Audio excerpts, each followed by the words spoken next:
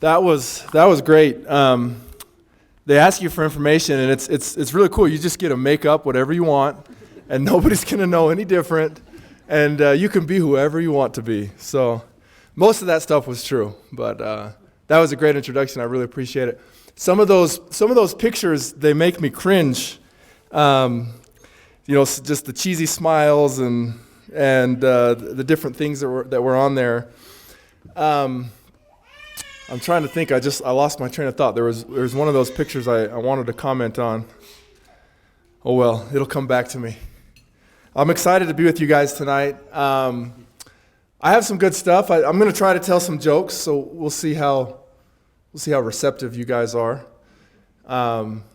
If you don't laugh at my jokes, I will find you in the parking lot after. So I can run faster than you too. So don't think that that's an option.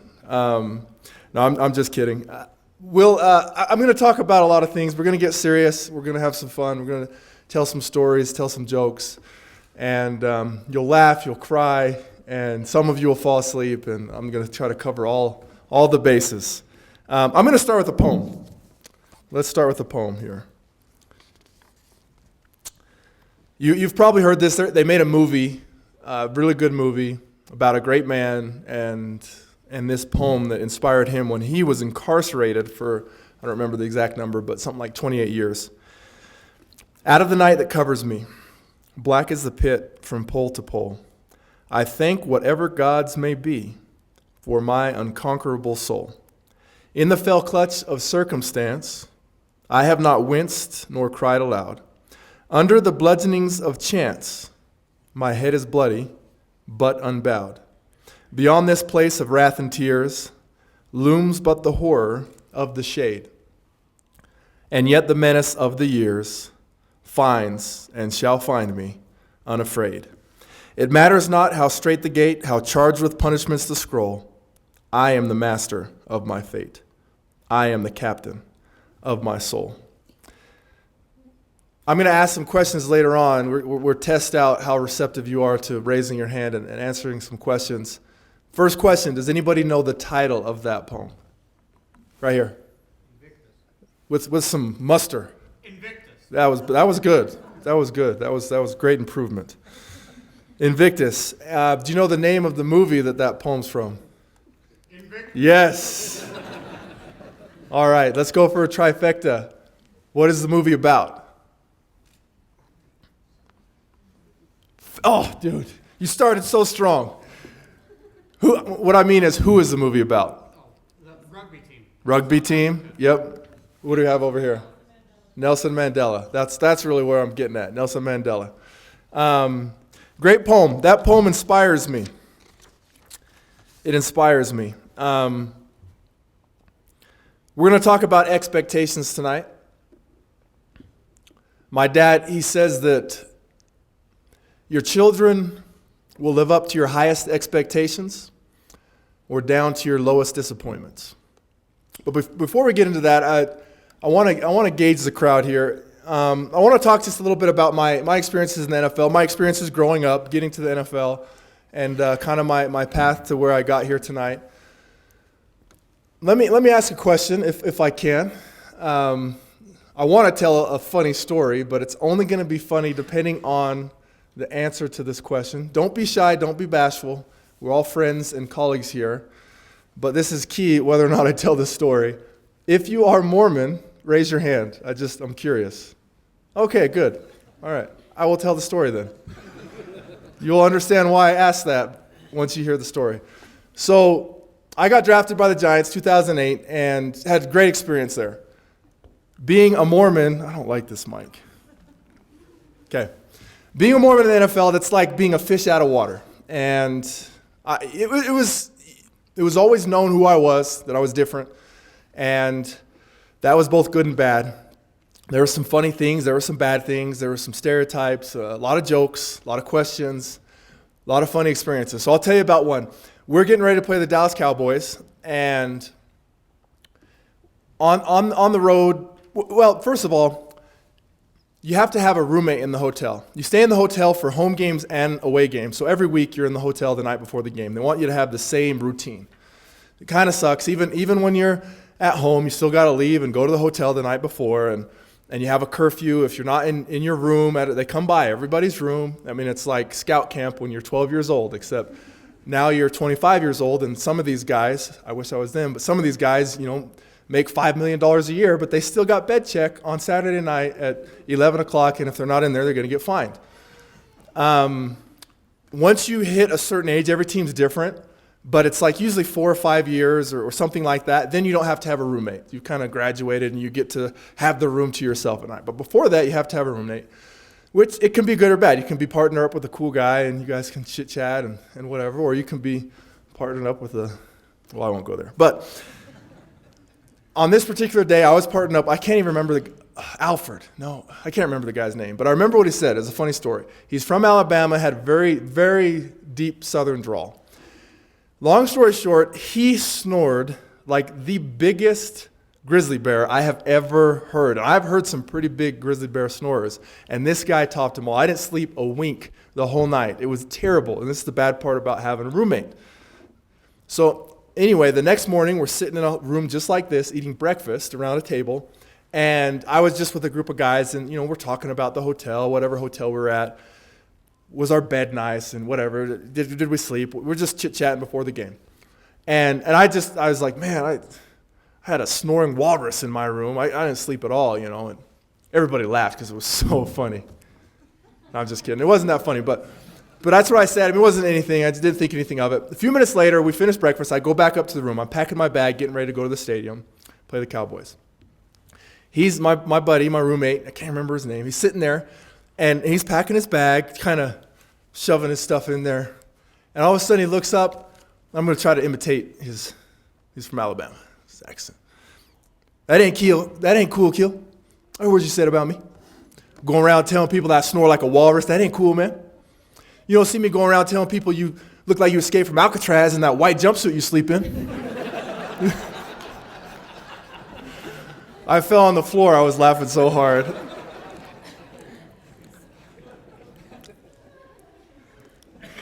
Being a Mormon in the NFL, it is like being a fish out of water. And like I said, it's good and it's bad, but it taught me a lot of things. It gave me opportunity to share with my teammates. And, the challenge of it helped me to grow. And that's what I want to talk about tonight. I want to talk about expectations. Before we get that, I want to ask some questions. Okay, I'm going to point at you, and we'll see how accurately I can point, and you can recognize me pointing at you. I'm going to try to point to the younger crowd in the room. So this will tell us a lot about how we see ourselves. Younger crowd in the room. But the question is, what do you want to be when you grow up? We're going to start right here. Nice and loud, like this gentleman with muster. Both of you. I was pointing at her, but both of you. Physical therapy. Okay, perfect. Movie director. Yeah, I like it. Okay. Talk to me. Over here. First you with the bow tie. Aerospace engineering. Ah, I like it. I like that a lot. Next to you. To your right. An orthopedic surgeon. Yes. We are among some very aspiring individuals. Let's go to this side of the room. Okay, there's no young people over here, but we'll go back to this side of the room. I'm just joking. You guys are all young at heart. Okay, that's good enough, okay? That's a question that we've all been asked. We've all thought about, we've all pondered from the time we were little 4-year-olds in preschool and kindergarten to the time we're in high school, to the time we're in college, to the time we're out of college, to the time we're 40, to the time we're 50, and we're thinking, man, what do I want to be when I grow up? That is a universal question, okay? Before we get to that, I want to tell some more jokes, because jokes are funny. So ultimately, everybody has to get a real job at some point in time. I'm facing that reality right now. I've played in the NFL for 6 years, and that is not a real job. That is a game that they pay you very well to play, and I miss it. And now I got to get a real job, and I'm not looking forward to it. But this is a set of jokes, and it's titled, Why Athletes Can't Have Real Jobs. The funny thing about these jokes is they're not even jokes. They're just statements that athletes have made and they are funny because the guys that made them are jokes themselves. So, without further ado, these are just statements. Bear in mind. I don't even know some of these guys, but some of these guys you will know, and it makes it that much more funny. Okay, first one. This guy's name's Torrin Polk. He was a receiver for the University of Houston, and he was talking about how great his coach, John Jenkins, was. And he said, yeah, he treats us like men. He lets us wear earrings. Next guy. This is one of my favorites, all-time favorites. This is Bill Peterson, and he was a former Florida State football coach who was talking to his players. He said, hey, yeah, you guys line up alphabetically by height, and you guys over there, pair up in groups of 3. Oh, and then I want you guys over there, line up in a circle. Hurry up. Okay, if you don't get those jokes, guys, come on, man. Okay, next one. This one's funny. We had a discussion at my table about how I have never been concussed that I can remember. So this is important for those of us who play contact sports, okay? This guy's named Stu Grimson, Chicago Blackhawks left wing. He was explaining why he keeps a color photo of himself above his locker. He said, that's so when I forget how to spell my name, I can still find my clothes after the game. It's a sad reality that we live in some of our barbaric sports. You guys will recognize this guy, Frank Layden, former Utah Jazz coach. He was talking about a player, and this is what he said to him. I told him, son, what is it with you? Is it ignorance or is it apathy? He said, Coach, I don't know and I don't care. All right, just a couple more. David Thompson, don't even know who he is, but he laid us this gem. Yeah, ball handling and dribbling, those are my strongest weaknesses. Another gem, Charles Shackelford, NC State basketball player. Left hand, right hand, it doesn't matter, I'm amphibious. All right. We'll do 2 more because they're funny. NFL wide receiver. We'll see if you can guess who this is. Don't say I don't get along with my teammates. I just don't get along with some of the guys on the team. Any guesses? Terrell Owens. All right. Last one. This is former football player, current announcer, Terry Bradshaw. If you don't know who he is, he's the guy on Sunday mornings. He's got that sweet, his head looks just like mine, except he still has hair here. So I'm still trying to aspire to that level. But nice blonde flowing hair through here. Great quarterback, Pittsburgh Steelers. He said, I may be dumb, but I'm not stupid. All right, guys. Someday we got to get a real job. And I may be dumb, but I'm not stupid. I was asked that question. We had some fun with it. We asked that question to you guys, and we had some great answers, okay? I still remember when I was about, I don't know, maybe 8 or 10 years old, I was with 2 of my neighbors, and they were 3, maybe 4 years older than me, and we were rollerblading and just having a blast. Rollerblades, who remembers those? All right. I should have said roller skates for this group over here. Rollerblades are like roller skates. So, yes. I'm sorry, guys. It's the low-hanging fruit. I just gotta take it. Back to my story. So, we're rollerblading, and I don't even know what we were talking about, but at some point in time, these older guys, we started talking about what we want to be when we grow up. And they asked me, it was my neighbor, my next door neighbor, Tyler Swenson. And he's like, what do you want to be when you grow up, Brian? And without a hesitation, without a pause, without batting an eye, I said, I'm going to be an NFL football player. And both of them looked at me and they literally laughed in my face. You hear that phrase, I laughed in his, they literally laughed in my face. And I was like 8 years old, and that was hurtful, and that was sad. And it rolled right off my back like water on a duck. I didn't let it affect me, okay? And it was kind of funny because there's a lot of kids that have that dream, that goal, that aspiration, that hope. I want to be an NBA player. I want to be a major league pitcher. I want to be a golfer is what I should have said. This is a story for a whole nother day. I chose the wrong sport, dang it. Okay? Golfers don't get concussions. Golfers don't have broken bones and lacerated kidneys, and they don't black out. on the sideline in between plays. Golf. That's what I should have done. I'm going to teach my kids. So that's what I should have done, but I chose wrong. I chose the NFL, and at that, there's certain positions that are better than others, and I chose linebacker, which is not the best position, but that's what I was. They laughed in my face, and it's kind of funny. I look back at this, and it just makes me chuckle. I mean, I obviously have the last laugh now, but that's neither here nor there. What I want to get at is this expectation that I had in my mind at 8 years old, because it wasn't a hope, it wasn't a dream, it was my reality at that mind. And maybe it was naivety, maybe it was youth or ignorance or any of those things, but at any rate, at that point in my life, I had full expectation that I was going to make it through the NFL. Let me tell you a little bit about myself and how that expectation got to me. You saw on that slide, one of those pictures was of my family, the big group of people, if you remember that picture.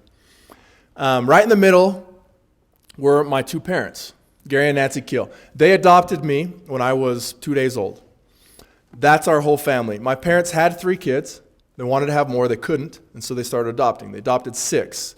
So there's 9 of us, and my family is just amazing. My family life has been fantastic. Growing up, there was kind of a Kehl family folklore, and we didn't even know whether it was true or not, but my dad, he's a little bit of a storyteller, and he told the story that when they picked me up from the adoption agency, the social workers told him this child's biological father was a running back, or is a running back in the NFL. So I don't even remember when they first told me that. It was just something, I was so young when they first told me. I just always knew that. And it was always known, Bryan's biological dad played in the NFL. Long story short, it turned out he really did play in the NFL. And about 5 years ago, I met him. And that's a whole other story for another day. Fantastic experience in my life. I met him. I met my biological mother. In addition to the 8 kids that I grew up with, or 8 brothers and sisters that I grew up with, I now have 7 more. So I have 15 total brothers and sisters. I got 2 dads and 2 moms. And on Father's Day, I got to send out 2 Father's Day presents, and I got a reminder on my phone. I need to do that. Back to the story. I believed in myself because from my youth, I believed that I had NFL pedigree. And it wasn't substantiated. It was a family folklore. But I believed it. I believed that where he came from, I could get. And so when I was 8, and the neighbor could ask me, Bryan, what do you want to be when you grow up? I said without batting an eye, I'm going to be an NFL football player. And I expected it. Now that's half the battle. Half the battle is expectation. The other half is work. I'm not going to focus too much on work. That's not my message tonight. My main message is about expectations. But I put the work in. I've been benched before. I've been benched in Little League. I've been benched in high school. Fortunately, I never got benched at BYU because BYU is smart and they're amazing. They never benched me. But I've been benched several times in the NFL. And I tell you that because it wasn't like in Little League and in high school I was just always on another plane than the other kids. There were times when I was good and there were times when I was not as good. And especially going into high school, I kind of, all my friends passed me up. And when I was a sophomore, that's one of the times I got benched as a sophomore. And I went to work. And I outworked all of those kids. My brother came to me and he challenged me. He said, he knew what my goals were. I wanted to go to BYU and go to the NFL. He said, well, what are you doing to get there? I told him, he said, that's not enough. There's kids all across this valley doing that. You got to do more than them. If you're just doing what they're doing, how are you gonna beat them? There's only so many scholarships. There's only so many guys that get drafted. That lit a fire under me, and I put the work in. I did get drafted. That was one of the most surreal moments of my life. April 2008, the New York Giants drafted me. They had just won the Super Bowl. They had just beat the unbeatable, undefeated New England Patriots, 17 or 18, 19-0, whatever they were, hadn't lost. The greatest offense ever. And it was amazing. It was a dream come true going to the Giants. The NFL it's an amazing place. You know, it's funny. I'll tell you a real quick. Well, how much time do we have? I think I'm running out of time. We'll skip that story. We'll go on. What I want to do is I want to ask you a couple questions, okay? In 2012, I spent half a year with the Kansas City Chiefs, okay? And I want to contrast that locker room with the locker room that I was in the Giants. Those of you who follow football, you know the Giants in the last several years have won 2 Super Bowls. The year before I got there and the year after I left. Some of you will say, well, you lowest common denominator and get the weakest link out of there. No, that's not what happened. So I promise that's not what happened. But my timing is impeccable. Would have loved to have a nice Super Bowl ring on my finger. But I'll tell you one thing about the Giants. You walk into that locker room and those guys, they expect to win every single football game that they play in. They expect to win. And when they don't win, they're pissed off about it. I walk into the locker room of the Kansas City Chiefs at the beginning of the year, 2012, and I was just floored at this talented team that couldn't win a football game. I was there for half a season, 8 weeks. We didn't win a single game. For that year, they ended up finishing 2-14. They won 2 games on the year, lost 14 times, 2012. Okay. The second half of the year, I went back to the Redskins. The next year, 2013, what happened to the Chiefs? Who knows? There had some changes. They got a new coach. Who was who? Andy Reid, BYU. Need I say more? They got a new quarterback. Who? Alex Smith, Utah Utes. No, I'm just kidding. I'm just kidding.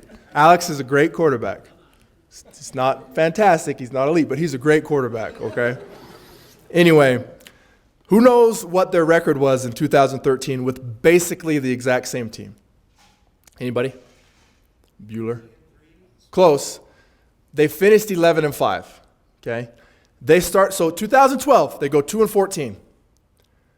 Get a new coach, get a new swagger, get a new mentality, get a new quarterback. Now all of a sudden, they take the field and they expect to win. They won their first 9 games in a row after going 2-14 the year before. And their roster was largely the same. It comes down to expectations. I'm going to tell you a really quick story, then I'm going to read you something, then we're going to wrap this up, okay? This is an amazing study. If you're bored and you're driving in the car for an hour, Google NPR and Batman, okay? NPR and Batman. And it'll bring up a story that you can play on your phone that's about, it's a This American Life is the program. And it's about a guy who's blind, who can ride a bike through traffic. He can climb trees. He goes hiking in the mountains. He can do everything. He uses sonar. He makes clicks with his throat. And he can tell by sending out these clicks and then bouncing back to him, he can tell his surroundings. It's just phenomenal. It's like mind-blowing, okay? But here's the thing. When the kid was young, his mom said, well, I'm not going to raise him like a blind kid. I'm going to raise him like a kid.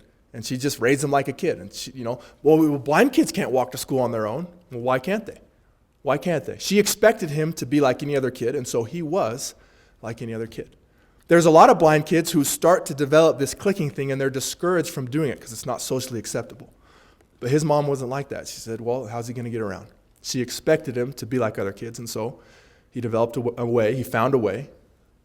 Humanity will find a way, and he can do amazing things. At the beginning of this program, listen to this program. It's an hour long. It's going to be worth your time. At the beginning, they tell a study that Bob Rosenthal did years ago. He had a bunch of lab rats. They're all exactly the same. One night, he went into the lab, and he made signs. And on half the rats' cages, he wrote a sign that said, "This rat is incredibly smart." Hung the sign up. On the other rats' cages, he wrote, "This rat is incredibly dumb." Hung the sign up. Walked out. The rats were exactly the same. Okay? The next day, he brought his researchers in and he said, okay, you guys are each going to be assigned a rat and you're going to test them in maze time studies. Okay? Weeks went by.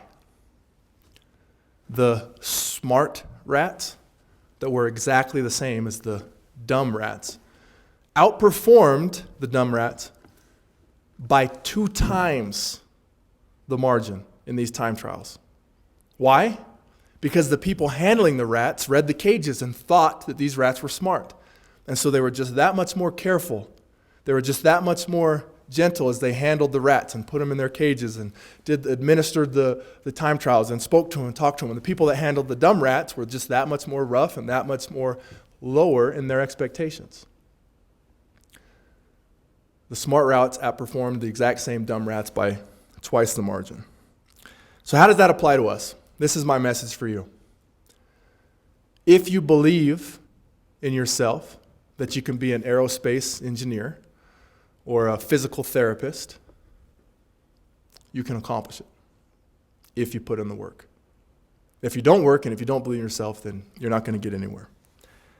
Your expectations will shape your life, and they will shape your destiny.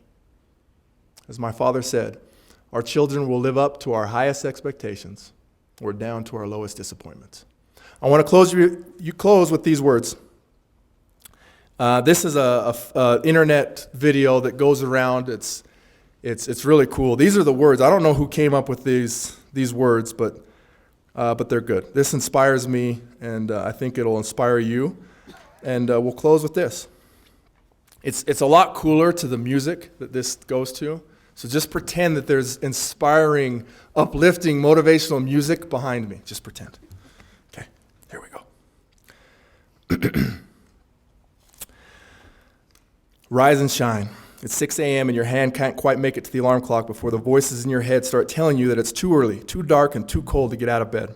Aching muscles lie still in rebellion, pretending not to hear your brain commanding them to move. A legion of voices are shouting their unanimous permission for you to hit the snooze button and go back to dreamland. But you didn't ask their opinion. The voice you've chosen to listen to is one of defiance. A voice that says there was a reason you set that alarm in the first place.